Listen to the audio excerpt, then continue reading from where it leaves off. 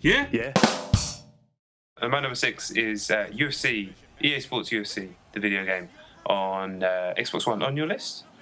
It's not on my list, no, not Okay. at the moment. Probably next week. So I kind of had my fill a little bit, to be honest, at this game. I think it had done a lot right, but the stuff that it had done wrong was enough for me to kind of step away from it, to be honest. But yeah, I went online and I saw they'd released a content patch and looked at it. I was like, wow, that's amazing. A free content patch with 3 new fighters, one of which is the current UFC bantamweight champion, chap called TJ Dillashaw.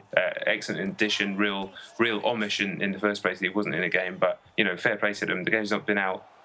I think it's been out a month, and they've already got him in the game. A guy called Tyron Woodley, big welterweight guy, and a Japanese guy called Takeya Mizugaki. All 3, if you're a UFC fan, these are like pretty big name fighters. They could probably have charged for these guys easily, and they're free, straight into the mix. But kind of more interestingly than that, they've made some real fundamental changes to the gameplay. The first thing they've added was actually the thing that I opened my Eurogamer review with, the fact that you couldn't touch gloves at the beginning. Like anyone who watches UFC, it means nothing in the gameplay, but as I said in my review, it's such a weird omission that it kind of it kind of sums up a lot of what happens in the rest of the game. But that's now in there, so you can just hold the left trigger at the beginning and walk up, touch gloves. Nice, it's just a nice touch, and it makes the whole thing feel a bit more real. They've also included what's called a sprawl on. One of the problems with the game is there are 2 types of takedowns, which were overpowered, and the animations are too long, and they're very annoying. And a lot of people are having trouble stopping them.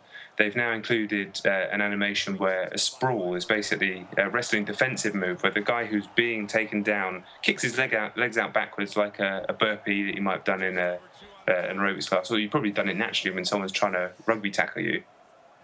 And they basically kick your legs back and land with your chest on their back, so they're underneath you, basically. So you sprawl out on top of them. Fundamental wrestling defensive, MMA defensive, jiu-jitsu defensive move. Should have been in the game. The way it's animated and the sound effects of it feels like it was in the game, and I don't know why. It doesn't feel like they've done this in a month. It feels like it was already done. But that is now, it puts you, if you go for that power takedown and you fuck it up, you're now in a bad position. The guy can take you back. The guy's in a good, strong position on the ground. So it completely changes the balance of the game. Instead of just spamming that takedown, it's now a real risky move, which is what it should be. And they've also changed some fundamental stuff on the ground in the grappling, which has helped it a lot. Like some of the stupid sweeps and stuff that you could do in the game, they're still in there, but now the windows to stop them are bigger. So it just makes the ground game a bit more fluid, a bit more believable.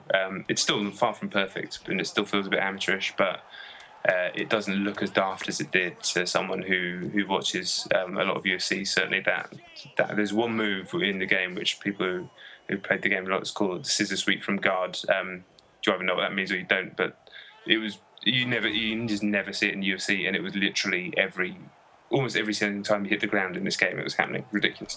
That's still in it, but it's so easy to stop now that it's kind of made it very rare. And the final cool thing, which I didn't think they could ever have included really, is basically when you hit a flash knockout in the game, before you just stand there swinging your air while the other guy collapsed in a heap and you would win the fight, but it looked stupid. Now the game allows you to just chase them down and hit follow-up punches on them.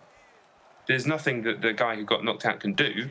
They're still knocked out, but you watch a UFC fight, and even when a guy's knocked out, the other guy will chase him down. That's what you train to do, and the ref pulls you off. I know that always sounds funny, but I always say it. And now that's in the game, and it just, honestly, I mean, I got knocked out a few times playing online, but the way it looked, like, I shot in for a takedown, got caught with an uppercut, got dropped backwards, stiffen up, the guy followed in, hit me with 2 punches, the ref stopped it. That makes a huge difference to the excitement of the knockout. That's the most exciting part of the sport, the knockdown, the chase, the finish. That's why people love this sport. So they've nailed that. It's still a game with problems.